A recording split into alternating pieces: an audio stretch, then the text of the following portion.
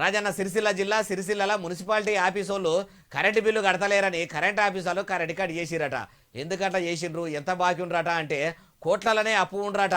ప్రజల తార పన్నుల రూపంలో వసూలు చేసిన పైకంను మున్సిపాలిటీ వాళ్ళు కట్టకుండా ఏం చేస్తురో మరి ఈ ముచ్చట మున్సిపాలిటీ మంత్రికము ముఖ్యమంత్రి రేవంత్ సార్కు తెలిసిందా? ఏ దర్శకుందాం పరి. అగ్గగ్గో చూసిర్రా, అదే సిరిసిల్ల మున్సిపాలిటీ ఆఫీసు.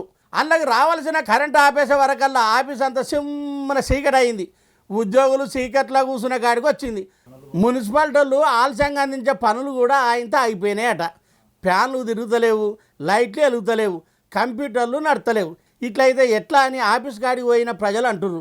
మరి నెలనో 2 నెలల బిల్లు పెండింగ్లో ఉన్నదా అంటే కాదు, 4,58,90,749 రూపాయలట.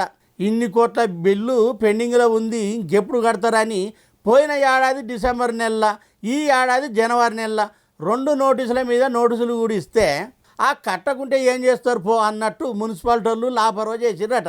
మీరు అట్లా చేస్తారా? ఏడ కట్టుకొత్తల్లో మాకు ఎరికేనని కరెంటు వాళ్ళు ఆయనతో కరెంటు కట్ చేసిరట. ఒక్కసారి మున్సిపాలిటీ వాళ్ళు ఇంటి పన్ను, నీళ్ళ పన్ను, ఇంకేదైనా చెత్త పన్ను కట్టకపోతే దండగల మీద దండగలు వేసి మున్సిపాలిటీ వాళ్ళు ఇట్లా విద్యుత్ బకాయిలు పెండింగ్ పెట్టుడేందో.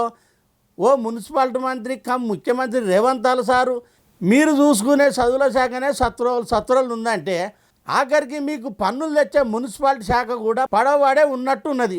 ఇట్లయితే ఇక మీరు ఏ శాఖను చక్కదిద్దుతున్నట్టో మీకన్నా తెలుస్తుందా అంటుర్రు ఈ ముచ్చటి నొల్లు.